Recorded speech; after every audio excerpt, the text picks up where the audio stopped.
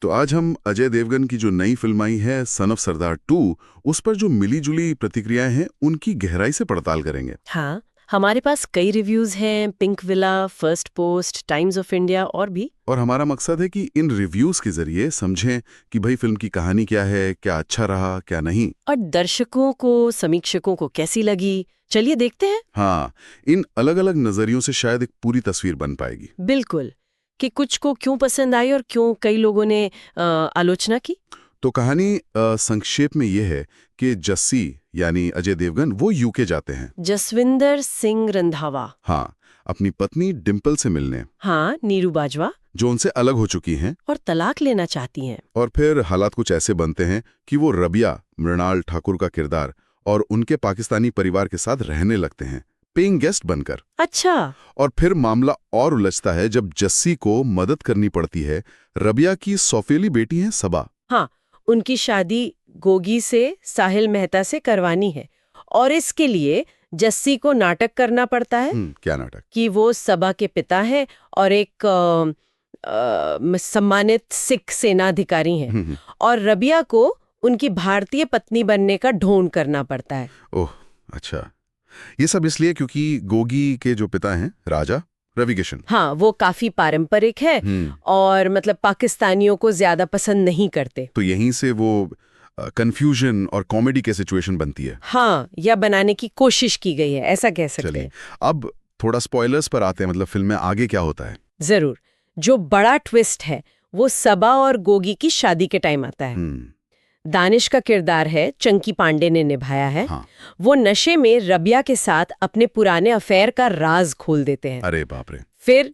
फिर रबिया भी मान लेती हैं कि हाँ, उन्होंने जस्सी को धोखा दिया और जवाब में जस्सी भी अपना राज बता देते हैं कि उनकी दूसरी शादी हो चुकी है डिम्पल से। बिल्कुल। तो काफी ड्रामा हो जाता है। सही। और अंत में इन सब खुलासों के बाद भी जस्सी रबिया को प्रपोज करते हैं और वो हाँ कह देती हैं। कमाल है। और एक मजेदार बात और है, रोहित शेट्टी का कैमियो है आखिर में। अच्छा। वो क्या कर रहे हैं?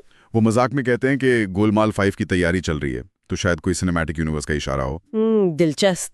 खैर, अब आते हैं कि फिल्म में अच्छा क्या लगा समीक्षकों को। हाँ। कुछ पॉजिटिव पॉइंट्स भी हैं, जैसे रवि किशन का काम। हाँ, फर्स्ट पोस्ट ने उनके राजा के किरदार की काफी तारीफ की है, दमदार कॉमेडी बताया। बिल्कुल, उनकी एनर्जी की तारीफ हुई है। और पिंक विला के हिसाब से दीपक डोबरियाल ने भी गुल के किरदार में अच्छा काम किया है। और विजुअल्स, यूके के लोकेशन वगैरह, हाँ, वो सुंदर लगे हैं। सिनेमेटोग्राफी रंगीन है, आकर्षक है, उसे सराहा गया है। संगीत का क्या सीन है? गाने कैसे? गाने एनर्जेटिक बताए गए हैं, जैसे वो पहला तू दूजा तू या फिर रिक्रिएटेड पोपो सॉन्ग। हाँ, सुना है। डांस स्टेप्स पर मीम भी बने हैं। हाँ, वो तो है। पर रेलिफ ने कहा कि क्लाइमैक्स में कुछ हंसी वाले और इमोशनल पल थे जो थोड़े ठीक लगे। तो ये तो हुई अच्छी बातें। अब कमजोरियों पर आते हैं। दिक्कतें कहाँ थी? सबसे बड़ी शिकायत तो स्क्रिप्ट को लेकर ही है।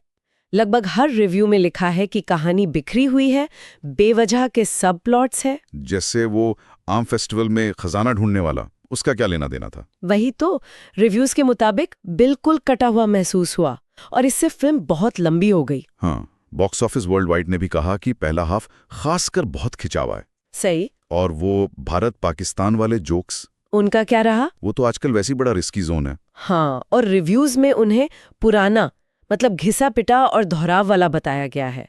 पिंक विला, मिंट मसाला, सब ने कहा कि उनमें कोई नयापन नहीं था और कई बार ऑफेंसिव भी लगे। हाँ, कुछ समीक्षाओं में ये भी कहा गया है। फिर अजय देवगन और मृणाल ठाकुर की केमिस्ट्री पर भी सवाल उठे हैं। अच्छा, फर्स्ट पोस्ट ने कहा कि कॉमिक टाइमिंग भी ठीक नहीं थी। हाँ, उनके बीच वो स्पार्क या वो मजेदार तालमेल नहीं दिखा जिसकी उम्मीद थी। और एक बड़ा सवाल, इसे सीक्वल क्यों कहा गया? पहली फिल्म से कितना कनेक्शन है? नाम मात्र का। पिंक विला और मिंट जैसे रिव्यूज ने साफ लिखा है कि 2012 वाली फिल्म से इसका नाम के अलावा कोई लेना देना नहीं है। तो वो नॉस्टैल्जिया वाली बात भी नहीं हुई? बिल्कुल नहीं। इससे कई दर्शक शायद निराश हुए होंगे जो पहली फिल्म के फैन थे। तो फिर ओवरऑल रेटिंग्स कैसी रही? समीक्षकों का फाइनल फैसला क्या रहा? रेटिंग्स ज्यादातर औसत से नीचे ही रहीं। पिंक विला ने 2.55 दिए, टाइम्स ऑफ इंडिया ने 3.5, जो कि ठीक ठाक है, लेकिन फर्स्ट पोस्ट ने तो सिर्फ 1.55 दिए। ओहो। आम शिकायतें वही थीं, फीकी कहानी, बहुत लंबी, क्रिंज कॉमेडी, मतलब ऐसी कॉमेडी जो हंसाने के बजाय अजीब लगे, और टोन भी कंफ्यूजिंग था। और आम दर्शक सोशल मीडिया पर क्या चल रहा है? वहां राय बंटी हुई है। इकोनॉमिक टाइम्स और टाइम्स ऑफ इंडिया ने इस पर रिपोर्ट भी किया है। हाँ, कुछ लोग इसे फुल पैसा वसूल देसी कॉमेडी कह रहे हैं, रवि किशन की खास तौर पर तारीफ कर रहे हैं। अच्छा। तो दूसरी तरफ बहुत से दर्शक हैं जो खराब राइटिंग, गहराई की कमी और वही पुरानी जोक से काफी नाराज हैं। ये दिलचस्प है कि दर्शकों में इतना विभाजन है। बिल्कुल। तो अगर हम इन सब बातों को समेटें तो क्या कह सकते हैं?